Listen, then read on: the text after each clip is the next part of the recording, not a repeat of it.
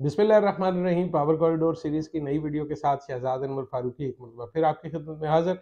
और वो जो सियाने कह गए हैं कि यार ज़िंदा सोबत बाकी, तो इतने दिनों की गैर हाज़िरी का तो कोई जस्टिफ़िकेशन नहीं है, लेकिन बहरहाल अपनी तरफ से कसर निकालने की कोशिश कर रहे हैं कि बार-बार आपकी खिदमत में हाज़िर हो और ताज़ा-तरीन सूरत-हाल से आपको आगाह रखें। तो जनाब, आज 2 अहम खबरें हैं जिनके बारे में हम बात करेंगे। एक तो सदर ममलकत आरिफ अलवी साहब जो हैं, डॉक्टर आरिफ अलवी,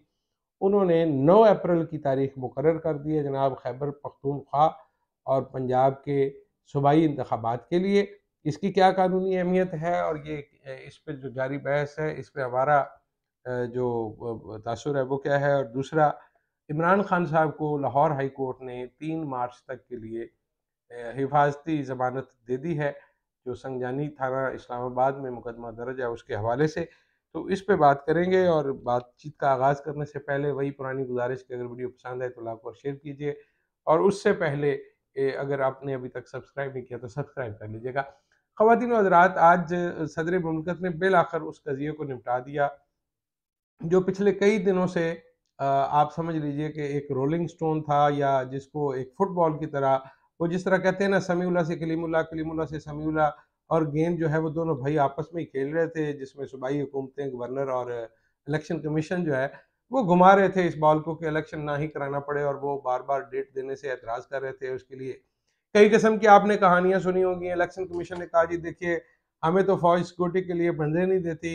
वफाकी हुकूमत हमें इलेक्शन के लिए पैसे नहीं देती, और जो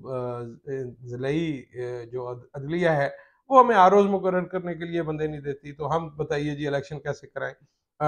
जो गवर्नर ने कहा जी कि चूंकि हमने इसको तहलील नहीं किया तो हम क्यों डेट दे दें। ये इसी तरह से जो सूबाई हुकूमतें हैं वो कहती हैं अमन अमान का बड़ा मसला है जी, ये बड़ा शदीद मसला है, और ये इलेक्शन तो नहीं मुमकिन नहीं है। और फिर एक और थ्योरी भी वो बेचते रहे कि ये जी ये तो फिर जनरल इलेक्शन के साथ ही होगी, चूँकि ये हमारी रवायत रही है, तो वगैरह वगैरह। तो इस रवायत का गो के क्या कहते हैं वो, आइन के साथ तो कोई तल्लुक वास्ता है नहीं, लेकिन आइन के साथ भी वैसे पाकिस्तानियों को क्या तल्लुक वास्ता है। जिस तरह के मामलात पिछले कुछ दिनों से हम देखते चले आ रहे हैं, आपको समझ जाना चाहिए कि यहाँ पर गेम कुछ और है। बुनियादी बात सिर्फ इतनी है कि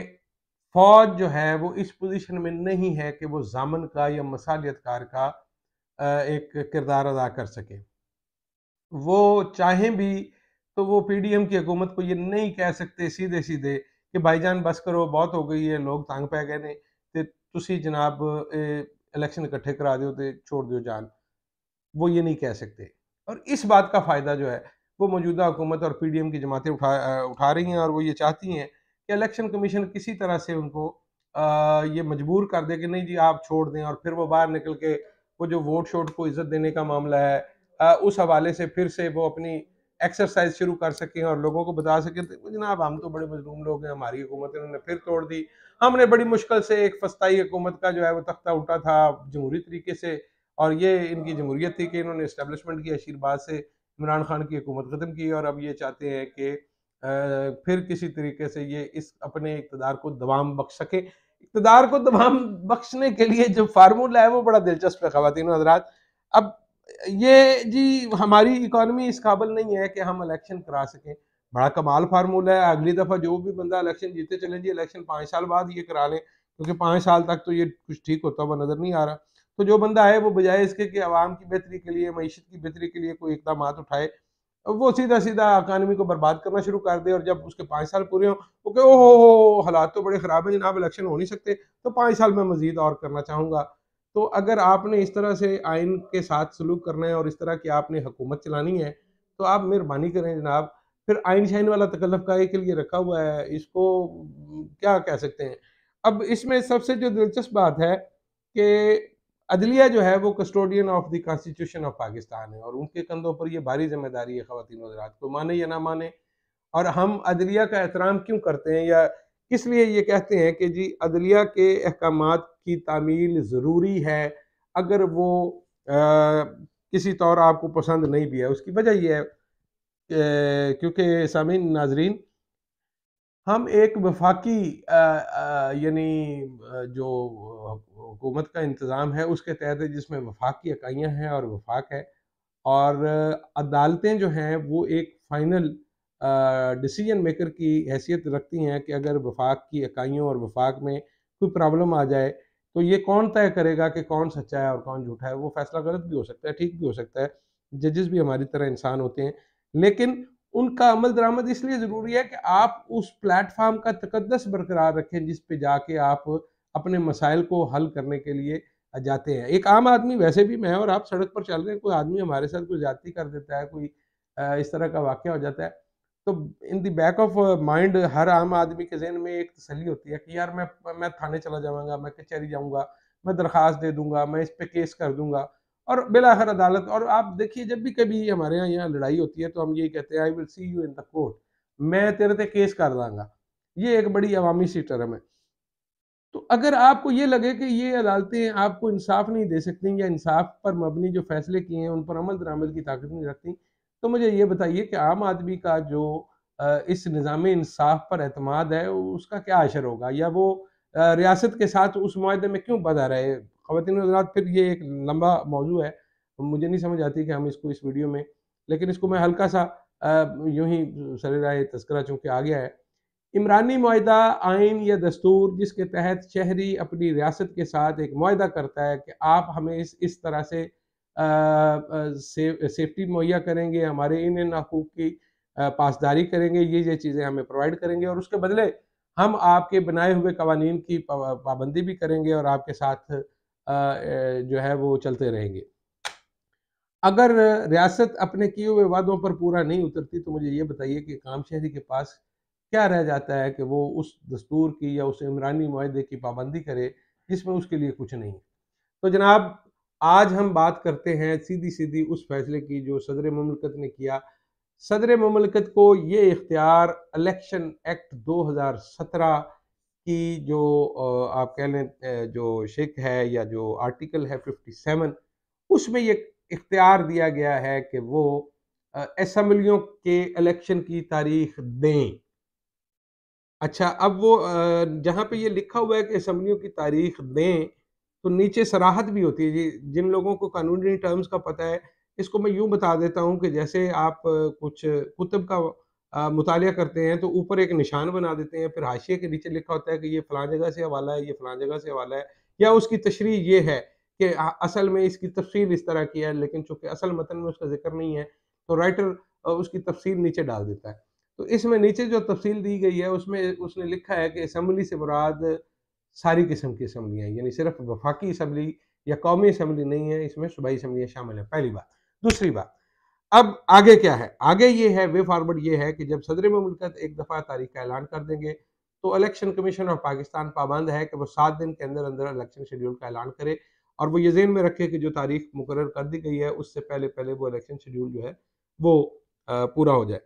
अ, अब चूँकि इलेक्शन एक्ट में ये सारा कुछ लिखा हुआ है, तो मुझे नहीं लगता कि आप इस ऑर्डर को, जो कि सदर मुमलिकत की तरफ से जारी किया गया है, उसको किसी अदालत में चैलेंज करेंगे। लटकाने की कोशिश ख्वाहिश हो सकती है, लेकिन कोई गुंजाइश इस तरह की मुझे नहीं नज़र आ रही बज़ाहिर। इस पे जो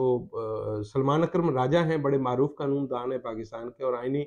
मामलात में उनकी बड़ी गहरी नज़र है और मैंने उनको ख़वातीन व हज़रात सुप्रीम कोर्ट ऑफ पाकिस्तान में सुना हुआ है।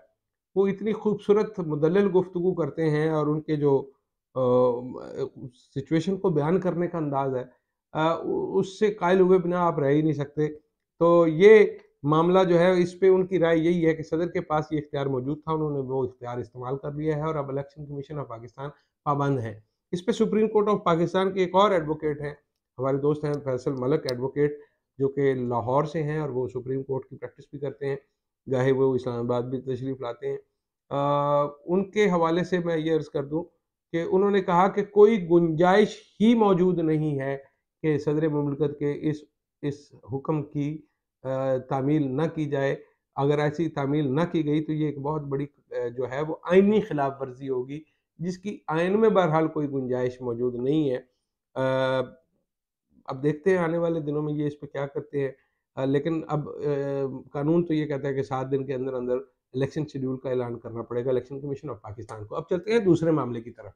तो एक कन्फ्यूजन है जनाब कि इमरान खान की दरख्वास्त ज़मानत जो है वो एक मामले में थी, तो दूसरे मामले में थी, तो इनको पता नहीं था, तो इन्होंने गलती से ये कर दिया, इन्होंने गलती से वो कर दिया। भाई जो हमारी इन्फॉर्मेशन है इस हवाले से वो सीधी-सीधी है कि इसी संजानी थाने के हवाले से किसी साहब ने वो इमरान खान के बिहाफ़ पर